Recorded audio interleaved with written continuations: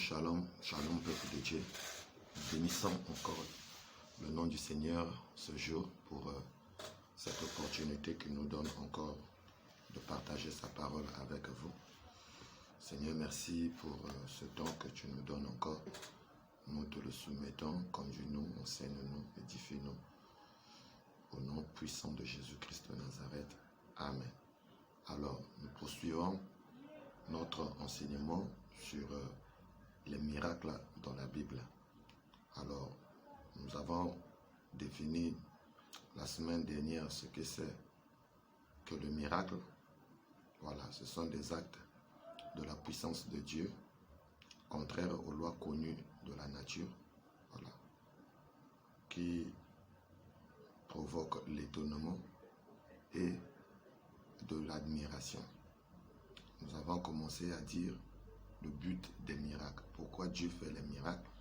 Le premier point que nous avons soulevé, c'est que Dieu fait des miracles pour manifester sa gloire, manifester sa puissance, sa présence, pour que la gloire puisse lui revenir. Alors, que les gens sachent que c'est lui qui est Dieu, c'est lui qui est l'Éternel. Nous avons dit aussi que Dieu fait les miracles. Pourquoi? Pour témoigner que Jésus-Christ est le Fils de Dieu, que Jésus-Christ est le Messie, qu'il est réellement ressuscité, c'est lui le sauveur du monde, c'est lui qui est venu sauver l'humanité de ses péchés. Alors aujourd'hui, nous allons entamer un troisième point sur le but des miracles. Pourquoi Dieu fait des miracles? Alors, Dieu fait des miracles, pourquoi? Dieu fait des miracles pour rendre témoignage de la parole. Voilà, pour confirmer la parole qui est prêchée, pour accomplir les Écritures. Donc, Dieu fait des miracles pour confirmer la parole, parce que les miracles suivent l'Évangile. Les miracles suivent la prédication de l'Évangile, l'annonce de la bonne nouvelle du royaume de Dieu. Donc, quand la bonne nouvelle du royaume de Dieu est annoncée, Dieu accomplit les miracles pour certifier que cette parole qui est prêchée est réelle. Cette parole qui est annoncée est réelle. Il accomplit les miracles pour accomplir, pour accompagner la parole qui est prêchée, pour accomplir les Écritures. Voilà, parce que la Bible nous dit, allons-y, sans plus tarder, dans Matthieu chapitre 16, versets 17 à 18. Matthieu 16, 17 à Marc chapitre 16, versets 17 à 18. Nous lisons, « Voici les miracles qui accompagneront ceux qui auront cru. En mon nom, ils chasseront les démons. Ils parleront de nouvelles langues. Ils saisiront des serpents.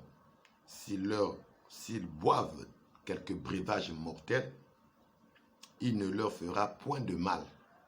Ils imposeront les mains aux malades et les malades seront guéris. » Le Seigneur, après leur avoir parlé, fut enlevé au ciel et il s'assit à la droite de Dieu. Et ils s'en allèrent prêcher partout. Le Seigneur travaillait avec eux et confirmait la parole par les miracles qui l'accompagnaient. Vous voyez que Jésus, il donne ses dernières recommandations à ses disciples. Il leur montre, leur dit que ceux qui vont croire en son nom, il y a un certain nombre de signes qui vont les accompagner. Ils chasseront les démons. Voilà, ils imposeront les mains aux malades et les malades seront guéris. Après que le Seigneur fut enlevé au ciel, alors les disciples, après la Pentecôte, ils ont obéi à cette parole. Ils s'en allèrent. La Bible dit, ils s'en allèrent prêcher partout. Et qu'est-ce que le Seigneur faisait? La Bible dit que le Seigneur travaillait avec eux et confirmait la parole par les miracles qui les accompagnaient. Vous voyez que Dieu confirmait la parole qui était prêchée par les apôtres, qui était prêchée par ses disciples, par des miracles. Donc, Dieu accompagnait ces paroles. Il confirmait cette parole-là en faisant des miracles. Donc, Dieu accomplit les miracles pour certifier la prédication de la parole de Dieu, pour certifier la prédication de l'évangile, pour confirmer les Écritures, parce que l'évangile est prêché à base des Écritures. Donc, pour dire que ce que ses disciples, ses serviteurs sont en train de déclarer et sont réels, alors Dieu confirme cette parole en faisant les miracles. Vous voyez, quand les disciples prêchaient, ils parlaient de la résurrection du Seigneur Jésus, Dieu appuyait leur témoignage par des miracles. Donc, il confirmait que réellement Jésus était ressuscité, c'est-à-dire que ce que les disciples étaient en train de sortir de leur bouche concernant la résurrection du Seigneur Jésus, concernant le Messie, cela était vrai. Et Dieu appuyait cela par des miracles pour dire que ce qu'ils disent, c'est véritablement vrai. Alléluia. Alléluia. Quand nous disons que Jésus guérit, Jésus libère, il faudrait qu'il y ait des gens qui soient guéris, il faudrait qu'il y ait des gens qui soient libérés. Donc s'il n'y a pas des gens qui guérissent, s'il n'y a pas des gens qui sont libérés, à un moment on va dire, ben, pourquoi l'évangile? Alléluia. Donc l'évangile qu'on nous prêche n'est pas réel. L'évangile qu'on dit que Jésus guérit, mais moi je ne suis pas guéri. Donc l'évangile n'est pas réel. Oh, Dieu il accomplit des miracles pour confirmer la prédication de l'évangile. Alléluia. Allons-y. Encore dans un autre passage, nous sommes dans Actes chapitre 4, Actes chapitre 2, verset 43. Donc vous allez voir que dans le ministère des apôtres, il y avait des guérisons, il y avait des miracles. Donc leur prédication était soutenue par des guérisons, par des miracles. Dieu confirmait sa parole. Alors regardez déjà dans Actes chapitre 2, verset 43, au début de l'église. Qu'est-ce que la Bible nous enseigne ici? La Bible dit, la crainte s'emparait de chacun. Et il se faisait beaucoup de prodiges et de miracles par des apôtres. Vous voyez que quand Pierre a prêché pour la première fois, il y a eu environ 3000 personnes qui étaient converties. La Bible dit qu'il persévérait dans l'enseignement, dans la communion fraternelle, dans l'enseignement des apôtres, dans la communion fraternelle, dans la fraction du pain, dans les prières. Et la crainte s'emparait de tous. Et Dieu faisait beaucoup de miracles par les mains des apôtres. Regardez encore dans Actes chapitre 5. Voilà. Actes chapitre 5, verset 12. Beaucoup de miracles et de produits se faisaient au milieu du peuple par les mains des apôtres. Voilà. Ils se tenaient tous ensemble au portique de Salomon. Donc, beaucoup de miracles, des signes se faisaient par les mains des apôtres. Voilà, au milieu du peuple. Donc, Dieu se sert des miracles pour confirmer sa parole, pour témoigner sa parole. Et dans Actes chapitre 4, nous voyons les disciples ont même prié pour ça. Après la guérison du paralytique de la belle porte, ils ont arrêté, on les avait même menacés, défendus de prêcher au nom de Jésus de Nazareth. Voilà. Lorsqu'ils étaient relâchés, ils sont allés retrouver les leurs, ils se sont mis à prier, ils ont expliqué ce que le Sanhédrin leur avait dit. Pierre et Jean, après avoir entendu cela, la Bible dit qu'ils élevèrent la voix et ils prièrent, ils demandèrent à l'Éternel la force, l'assurance de prêcher l'évangile et que Dieu puisse étendre sa main de grâce afin qu'il se fasse des guérisons, des signes, des prodiges, des miracles. Regardez les versets 30 à 31. La Bible dit, disons, commençons même au verset 29. Et maintenant, Seigneur, vois leurs menaces et donne à tes serviteurs d'annoncer ta parole avec une pleine assurance. Donc les apôtres ont recherché une pleine assurance d'annoncer la parole de Dieu. C'est-à-dire que quand ils prêchent la parole, ils prêchent cela avec certitude.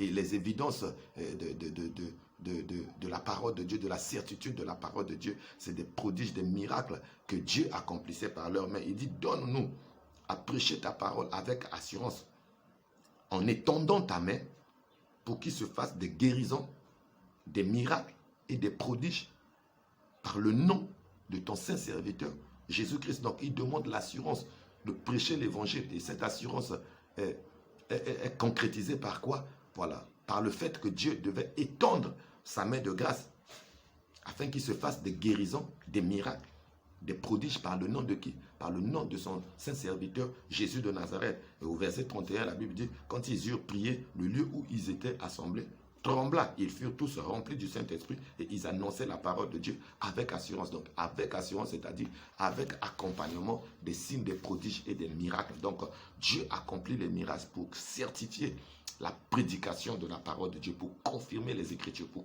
confirmer sa parole de Dieu, sa parole. Alléluia. Allons-y encore. Il y a un autre passage. Allons-y dans Actes chapitre 10. Actes chapitre 10. Voilà, versets 42 à 48. Ici, c'est lorsque Pierre arrive dans la maison de Corneille pour prêcher l'évangile. Vous savez que l'évangile, au début, il ne prêchait pas l'évangile chez les païens. Voilà, il prêchait que l'évangile aux Juifs. Mais Corneille, qui était un Romain, il était païen, il n'était pas juif. Dans sa dévotion à Dieu, il cherchait Dieu. Il faisait beaucoup de monde, beaucoup de prières. Alors, un jour, un ange lui apparut pour dire qu'il était prié sont exaucés. Dieu a écouté tes prières, il a vu tes aumônes. Maintenant, on voit des gens à tel endroit, à telle adresse. Vous allez trouver, ils vont trouver une personne là-bas qu'on appelle Pierre. Tu vas faire venir Pierre dans ta maison et lui, il va te dire ce que tu dois faire pour être sauvé. Là encore, je veux ouvrir une parenthèse pour dire que vous voyez que les aumônes que le centenier faisait ne l'ont pas sauvé. Mais comme il était sincère dans sa recherche avec Dieu, Dieu lui est apparu à travers un ange et il lui a demandé de faire venir quelqu'un qui devait lui montrer ce qu'il devait faire pour être sauvé. Donc le salut se trouve dans la foi au Seigneur Jésus et non dans les aumônes et non dans les œuvres. Donc c'était une parenthèse. Alors Corneille a fait ce que l'ange lui avait demandé de faire. Ils sont allés et là-bas en même temps, l'apôtre Pierre avait reçu une vision voyant une nappe avec des animaux impurs où Dieu lui dit tue et mange. Pierre dit je ne peux pas manger quelque chose de si impur. Et le Seigneur lui a dit ce que moi j'ai déclaré pur, alors ne dis pas que cela est impur. Donc c'était déjà une image pour montrer à Pierre que l'évangile était ouvert aussi aux païens, à ceux-là, à nous autres là qui étaient considérés impurs par rapport aux Juifs qui avaient les alliances et les promesses de Dieu. Alléluia. Alors Corneille fait venir Pierre dans sa maison, il a rassemblé sa famille, ses amis. Et pendant que Pierre prêchait, commençait à parler, quelque chose s'est produit. Regardez, et Jésus nous a ordonné, ça c'est verset 42, Jésus nous a ordonné de prêcher au peuple et d'attester que c'est lui qui était établi par Dieu, juge des vivants et des morts. Donc il montre que Jésus a été établi juge des vivants et des morts. Tous les prophètes rendent de lui le témoignage que quiconque croit en lui reçoit par son nom le pardon des péchés. Donc la foi, le salut venait par la foi en Christ Jésus. Voilà, comme Pierre prononçait encore ces mots, le Saint-Esprit descendit sur tous ceux qui écoutaient la parole. Tous les fidèles circoncis qui étaient venus avec Pierre furent étonnés de ce que le don du Saint-Esprit était aussi répandu sur les païens. Car ils les entendaient parler en langue et glorifier Dieu. Alors Pierre dit, peut-on refuser l'eau du baptême à ceux qui ont reçu le même esprit? Le même esprit que nous, à ceux qui ont reçu le Saint-Esprit aussi bien que nous. Alors, il ordonna qu'ils fussent baptisés au nom du Seigneur Jésus, sur quoi ils prièrent et restaient quelques jours auprès d'eux. Vous voyez que quand Pierre prêchait l'évangile, il parlait de Jésus comme celui qui apporte le salut, celui qui nous donne qui nous accorde le pardon des péchés. Quelque chose s'est produit. L'Esprit de Dieu est descendu sur l'auditoire qui écoutait. Donc c'était une preuve, bien aimé, que la parole de Dieu, que Pierre était en train de prêcher, était réelle, que ceux qui croient au Seigneur Jésus, ils reçoivent la vie éternelle, ils reçoivent le don du Saint-Esprit comme eux, ils ont cru au début. Donc c'était un miracle, l'Esprit est descendu et les Juifs qui accompagnaient Pierre étaient étonnés de voir que ces païens ont reçu le même Esprit que eux, ils avaient reçu. Donc Dieu avait produit ce miracle pour certifier la prédication de Pierre et montrer à tous ceux qui étaient là, que le salut n'était pas seulement réservé aux Juifs, mais le salut était aussi réservé aux païens, à quiconque croit à la bonne nouvelle du royaume de Dieu. Alléluia. Alléluia. Allons-y encore. Allons-y encore. Dans Actes chapitre 14. Actes chapitre 14. Dieu accomplit les miracles pour tout. Pourquoi? Pour certifier la parole, pour certifier que l'évangile est vrai, l'évangile est réel. Actes chapitre 14, verset 3. Acte 14, verset 3. Mais ceux des Juifs qui ne crurent pas, ceux des Juifs, ça c'est verset 2, mais ceux des Juifs qui ne crurent pas, excitèrent et agitèrent les esprits des païens contre les frères. Alors verset 3. Ils restèrent cependant assez longtemps à Icône, parlant avec assurance, appuyés sur le Seigneur, qui rendait témoignage à la parole de sa grâce et permettait qu'il se fît par leurs mains des prodiges et des miracles. Vous voyez que ici Paul est à Icône. Il prêchait la parole de Dieu avec Barnabas. Il y a eu une certaine opposition, mais l'opposition ne les a pas empêchés de continuer à prêcher la bonne nouvelle du royaume. Et la Bible montre qu'il prêchait avec assurance, appuyé sur le Seigneur Jésus. Et qu'est-ce que le Seigneur Jésus faisait? Le Seigneur Jésus rendait témoignage de la parole, à la parole de sa grâce. et permettait qu'il se fasse des signes, des prodiges et des miracles par les mains de Barnabas et Saul. Vous voyez que Dieu a rendu témoignage de la parole que Paul et Barnabas prêchaient en accomplissant des miracles. Donc Dieu accomplit les miracles pour rendre témoignage de l'évangile. Donc lorsque tu prêches l'évangile du royaume, tu prêches la bonne nouvelle du royaume de Dieu, qui parle du Seigneur Jésus de Nazareth, Dieu, le Seigneur, confirme cette parole-là en accomplissant des miracles. Donc les miracles, ce n'est pas pour animer la galerie. Les miracles, c'est pour témoigner que l'évangile qui est prêché est réel. Alléluia. Alléluia. Allons-y encore dans un autre passage. Dans Actes chapitre 19. Actes chapitre 19. Voilà. Versets 10 à 12. Là, il s'agit de l'apôtre, toujours l'apôtre Paul à Éphèse. Son ministère à Éphèse. Le ministère de l'apôtre Paul à Éphèse, Actes chapitre 19, versets 10 à 12. Alors, cela dura 2 ans, de sorte que tous ceux qui habitaient l'Asie, juifs et grecs, ont entendu la parole du Seigneur. Donc, Paul est resté à Éphèse pendant environ 2 ans, et pendant ces 2 ans, Paul témoignait le Seigneur Jésus. Il prêchait, il enseignait la parole de Dieu. Il prêchait, il enseignait la parole de Dieu. Et Dieu, verset 11, et Dieu faisait des miracles extraordinaires par les mains de Paul. Donc Dieu faisait des miracles extraordinaires par les mains de Paul pour confirmer la parole que l'apôtre Paul prêchait. Durant ces 2 années, là-bas à Éphèse, Paul a prêché, il a enseigné et Dieu accompagnait cette prédication, ces enseignements par des guérisons, des miracles. La Bible dit des miracles extraordinaires au point qu'on appliquait sur les malades des linges ou des mouchoirs qui avaient touché son corps. Et les malades, les maladies les quittaient et les esprits malais sortaient des corps. Vous voyez que tous ces miracles extraordinaires que Dieu accomplissait par les mains de l'apôtre Paul à Éphèse, c'était pour confirmer la parole que Paul a prêchée durant les 2 années là-bas à Éphèse. Alléluia. Alléluia. Donc Dieu soutient sa parole par des guérisons, par des miracles. Il confirme sa parole en accomplissant, en faisant les guérisons, en accomplissant les miracles. Alléluia, alléluia. Un dernier passage pour clore ce point. Alors, Hébreux chapitre 2, verset 4. Hébreux chapitre 2, verset 4.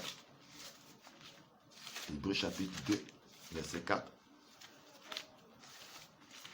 Là encore, nous voyons que la parole de Dieu est confirmée par des miracles. Donc, Dieu accomplit les miracles pour témoigner que la parole prêchée est réelle. Alléluia. Acte chapitre, plutôt Hébreux chapitre 2, verset 4. Commençons au verset 3. Comment échapperions-nous en négligeant un si grand salut qui, annoncé d'abord par le Seigneur, nous a été confirmé par ceux qui l'ont entendu. Dieu appuyant leur témoignage par des signes, des prodiges et divers miracles et par les dons du Saint-Esprit distribués selon sa volonté. Donc, le salut qui nous a été annoncé par le Seigneur Jésus lui-même, voilà.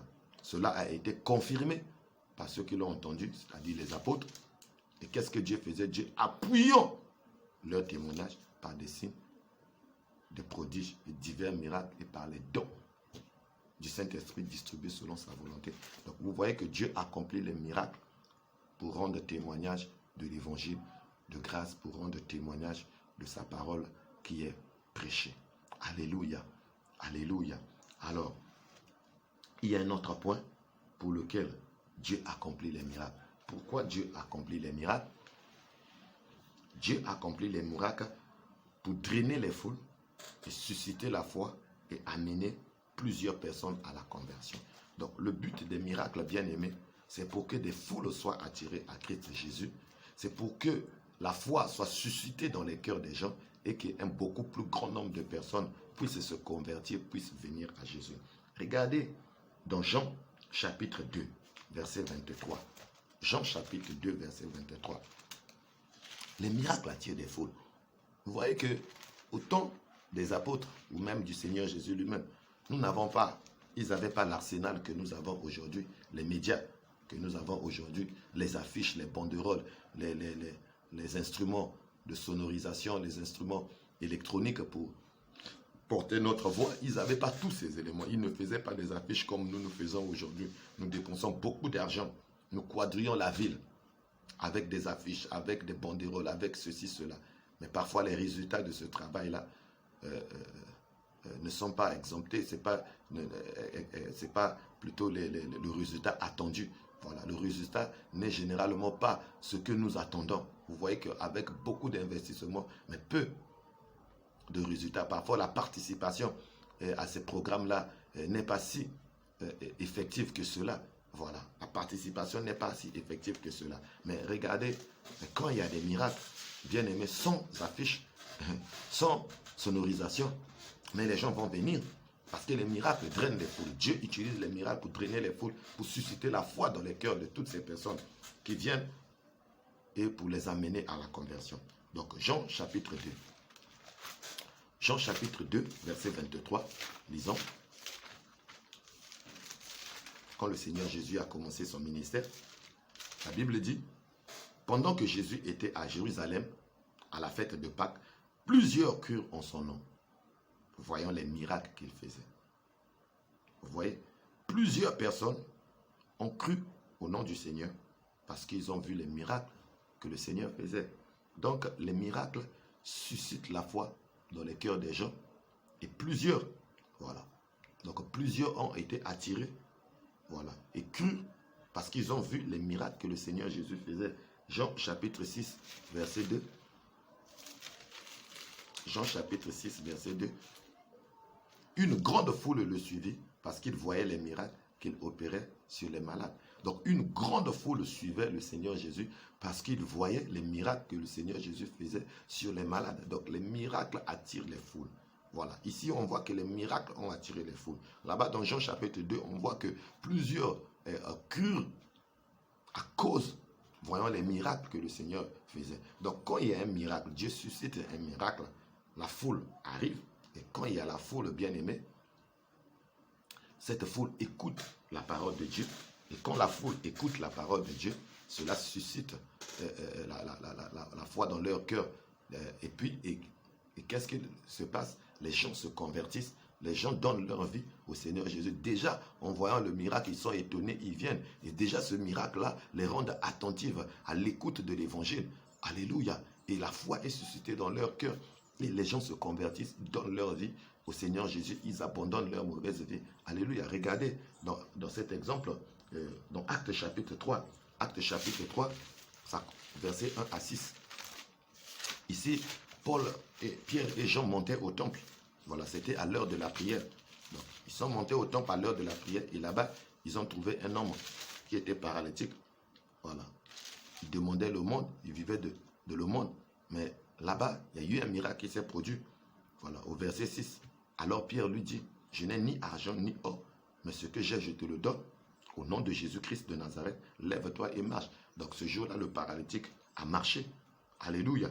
Et il a commencé à sauter, il est rentré dans le temple, louant, glorifiant Dieu. Alors au verset 12, la Bible dit, Pierre, voyant cela, dit au peuple, hommes israélites, pourquoi vous vous étonnez, vous de cela? Pourquoi avez-vous les regards fixés sur nous, comme si c'était par notre propre puissance ou par notre piété que nous eussions fait marcher ce temple? Vous voyez que Pierre et Jean ont accompli un miracle. Ce miracle-là a attiré la foule. Les gens étaient étonnés. Ils ne quittaient plus Pierre et Jean. Ils étaient en train de regarder Pierre et Jean comme si c'était Pierre et Jean par leur piété ou par leur puissance qu'ils avaient guéri ce temple. Vous voyez que donc il y a eu le miracle.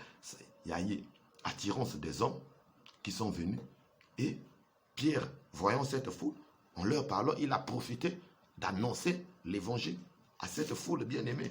Donc la foule a écouté la parole de Dieu. Et qu'est-ce qui s'est produit? Mais quand on envoyait les soldats pour venir arrêter Pierre et Jean à cause de ce qui s'était passé pour les amener au Sanhédrin, mais cependant déjà, la parole a été prêchée. Vous voyez au chapitre 4, à partir du verset 1, on dit, tandis que Pierre et Jean parlaient, au peuple survinrent les sacrificateurs, le commandant du temple et les Sadducéens, voilà, mécontents de ce qu'ils enseignaient. Le peuple et annonçait en la personne de Jésus la résurrection des morts. Ils mirent les mains sur eux et ils les jetèrent en prison jusqu'au lendemain, car c'était déjà le soir. Cependant, beaucoup de ceux qui avaient entendu la parole crurent, et le nombre des hommes s'éleva à environ 5000. Vous voyez que le nombre qui était à 3000, le nombre est passé de 3000 à 5000, parce qu'ils ont écouté la parole de Dieu, ils ont vu le miracle, ça les a tirés, et les miracles les a permis de les rendre attentifs à écouter l'évangile, et ils ont cru, même lorsque Pierre et Jean ont été arrêtés, mais cependant déjà plusieurs ont eu à recevoir la parole de Dieu. Donc les miracles drainent les foules, ça suscite la foi et ça mène les gens à la conversion. Alléluia. Actes chapitre 5. Le livre des Actes est rempli de ces preuves que les miracles, Dieu les accomplit pour drainer les foules, pour susciter la foi et amener plusieurs personnes à la conversion. Beaucoup de miracles et de prodiges se faisaient au milieu du peuple par les mains des apôtres. Ils se tenaient tous ensemble au portique de Salomon, et aucun des autres n'osait se joindre à eux. Mais le peuple louait hautement, les louait hautement. Le nombre de ceux qui croyaient au Seigneur, hommes et femmes, s'augmentait de plus en plus. Vous voyez que le chiffre est passé de 3000 à 5000, et là, on ne cite plus les chiffres. Vous voyez que la croissance est au-delà des chiffres, on dit de plus en plus. Alléluia. En sorte qu'on a porté les malades dans les rues et qu'on les plaçait sur des lits et des couchettes, afin que lorsque Pierre passerait, son nombre au moins couvrit quelques-uns d'eux. La multitude accourait aussi des villes voisines à Jérusalem, amenant des malades et des gens tourmentés par des esprits impurs, et tous étaient guéris. Vous voyez que les miracles que les dieux accomplissaient à travers les mains des apôtres et attiraient les foules. Les gens venaient même des villes voisines. Et tous, ils étaient guéris. Le Seigneur les guérissait. Et le nombre de disciples augmentait de plus en plus. Donc, les miracles favorisent la croissance. Dieu utilise les miracles pour provoquer la croissance au sein de l'Église. Dieu utilise les miracles pour augmenter le nombre de disciples. Donc, ça draine les foules, ça suscite la foi dans les cœurs, ça mène les gens à la conversion. Alléluia. Regardez dans Actes chapitre 8. Actes chapitre 8. Ici, c'est Philippe qui est descendu à Samarie et lors de la persécution. Là-bas, il a commencé à prêcher l'évangile. Actes chapitre 8, versets 5 à 13. Philippe étant descendu dans la ville de Samarie, il prêcha le Christ. Les foules tous entières étaient attentives à ce qu'il disait. À ce que disait Philippe lorsqu'il apprit et virent les miracles qu'il faisait. Donc les foules étaient attentives à ce que disait Philippe lorsqu'ils virent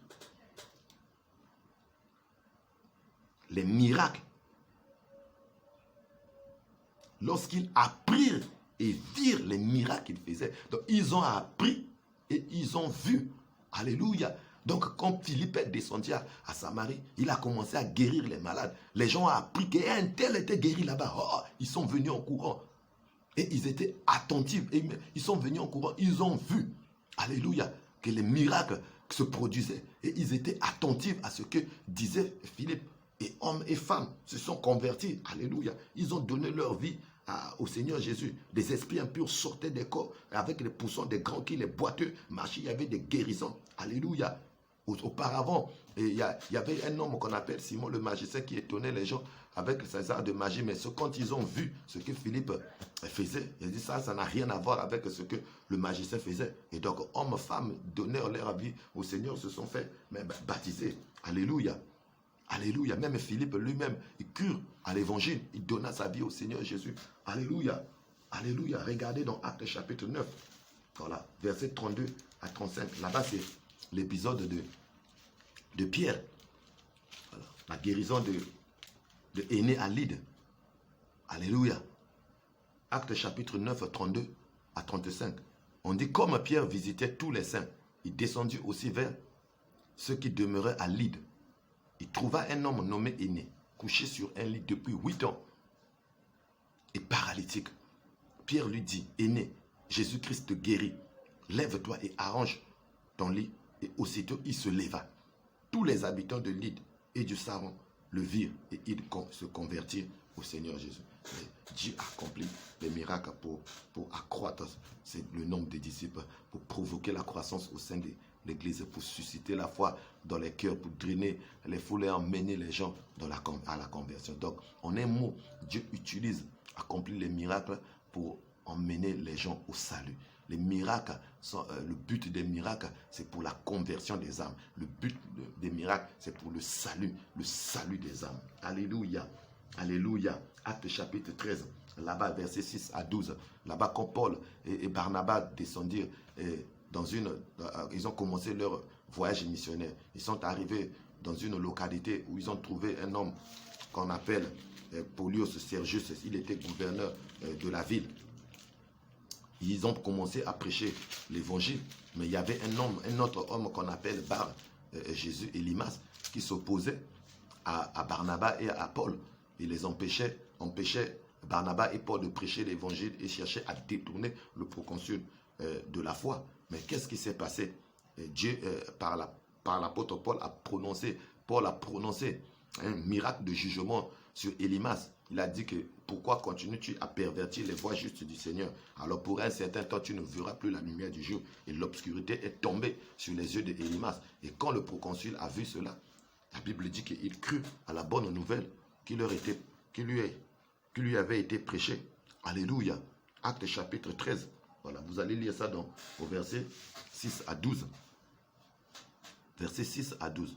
Voilà, le verset 12 dit, alors le proconsul, voyant ce qui était arrivé, crut, étant frappé de la doctrine du Seigneur. Donc Dieu a accompli ce miracle de jugement pour amener le proconsul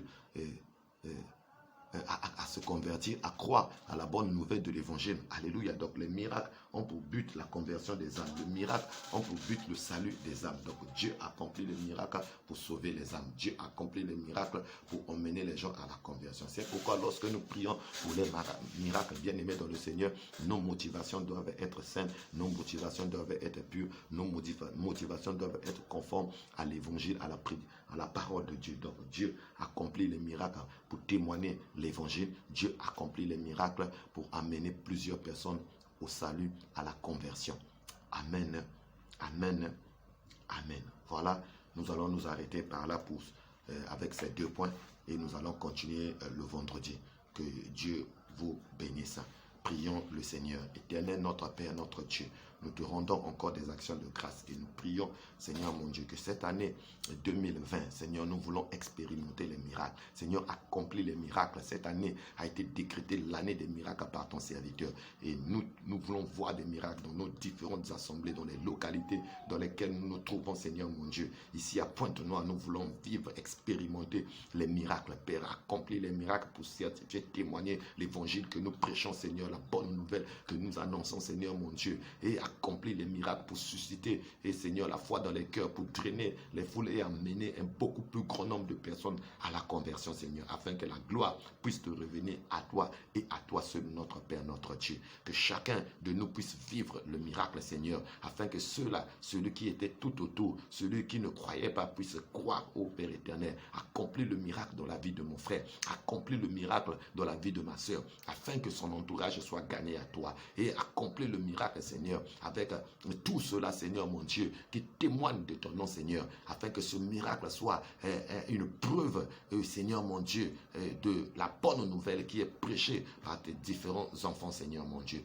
Sois béni, sois glorifié, notre Père, au nom puissant de Jésus-Christ. Amen. Amen. Amen. Sois béni, et que le Seigneur continue à te soutenir, à te fortifier pendant cette période de confinement. Continue à prier le Seigneur, à charger tes batteries, à prier pour la nation, à prier pour le salut des âmes, à prier pour ta famille, à prier pour ta propre vie, afin que Dieu fasse de toi un instrument entre ses mains pour manifester les miracles, pour manifester le surnaturel. Soyez bénis et à vendredi.